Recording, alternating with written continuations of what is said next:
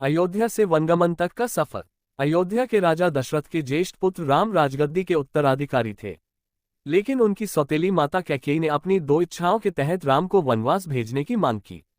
राम ने बिना किसी विरोध के इस निर्णय को स्वीकार किया। उनके धैर्य और शांति का उदाहरण तब देखने को मिला जब उन्होंने कहा, माँ का आदेश और पिता की इच्छा सर्वोपरि है। राज्य, सुख या वैभव मेरे लिए मायने नहीं रखते। मैं खुशी खुशी वनवास जाऊंगा। राम ने अपने भाइयों लक्ष्मण और भरत को भी शांतिपूर्ण तरीके से समझाया। उन्होंने अपने अनुज लक्ष्मण और पत्नी सीता के साथ वनगमन का निर्णय लिया। यह उनकी कर्तव्यनिष्ठा और परिवार के प्रति समर्पण को दर्शाता है। वन में नेतृत्व की परीक्षा। वनवास के दौरान राम ने अपनी नेतृत्व क्षमता का परिचय दिया।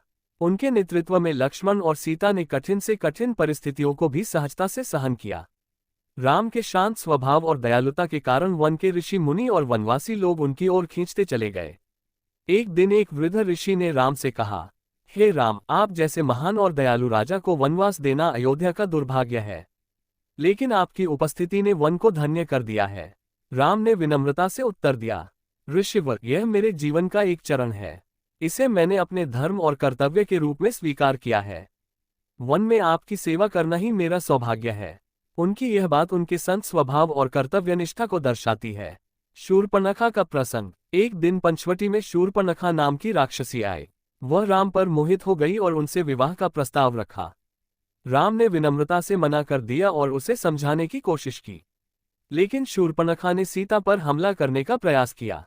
राम ने लक्ष्मण को आदेश दिया कि वे शूर्पणखा को दंडित करें, लेकिन उन्होंने उसे मारने से मना कर दिया। राम का ये निर्णय उनकी दयालुता और न्यायप्रियता को दर्शाता है। उन्होंने कहा, हमें किसी को ऐसा दंड नहीं देना चाहिए जो अनावश्यक हो। उसे केवल इतना दंड दो कि वह दूसरों को हानि पहुंचाने से बच सके। सीता का अपहरण और राम का धैर्य। जब रावण ने सीता का अपहरण किया तो ये राम के लिए सबसे बड़ा संकट था। लेकिन उन्होंने धैर्य नहीं खोया। उन्होंने अपने भाई लक्ष्मण के साथ मिलकर सीता की खोज शुरू की। वन में हनुमान और सुग्रीव से मिलकर राम ने अपनी नेतृत्व क्षमता का परिचय दिया। उन्होंने सुग्रीव को उसके भाई बाली से बचाया और मित्रता का वचन निभाया। उनकी ईमानदारी और दयालुता ने हनुमान और सुग्रीव को अपना निष्ठावान साथी बना लिया। हनुमान ने कहा, हे प्रभु, आपकी सेवा करना हमारा सौभाग्य है। आपका शांत स्वभाव और न्यायप्रियता हमें हर कार्य में प्रेरणा देती है।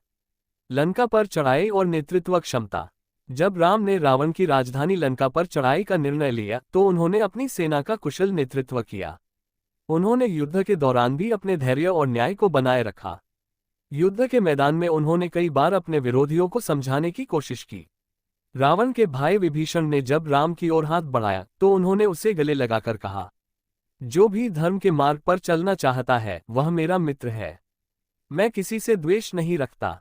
राम की यह उदारता और दयालुता उनके नेतृत्व को और महान बनाती है। रावण का अंत और मर्यादा का पालन। युद्ध में रावण के अंत के बाद राम ने विभीषण को लंका का राजा बनाया। उन्होंने कहा, राजा वही बन सकता है जो न्यायप्रिय और धर्म के मार्ग पर चले। विभीषण इस योग्य हैं। राम ने रावण के अंतिम संस्कार के लिए भी उचित व्यवस्था की और कहा, रावण एक महान विद्वान और योद्धा था। उसका सम्मान करना हमारा कर्तव्य है। राम का ये व्यवहार उनकी कर्तव्यनिष्ठा और मर्यादा के प्रति समर्पण को दर्शाता है। अयोध्या वापसी और आदर्श राजा। 14 वर्षों के वनवास के बाद राम जब अयोध्या लौटे तो उनका स्वागत एक आदर्श राजा के रूप में किया गया। उन्होंने अपने शासन में सत्य, धर्म और न्याय की स्थापना की। राम ने हर नागरिक की भलाई के लिए काम किया और अपने शांत स्वभाव और नेतृत्व से अयोध्या को समृद्ध बनाया। भगवान राम का जीवन उनके धैर्य, ईमानदारी, दयालुता, कर्तव्यनिष्ठा और शांत स्वभाव का प्रतीक है। उनकी यह कहानी हमें सिखाती है कि कठिन परिस्थितियों में भी हमें अपने धर्म और कर्तव्य का पालन करना चाहिए। राम का जीवन एक प्रेरणा है जो हमें सच्चाई और न्याय के मार्ग पर चलने की प्रेरणा देता है।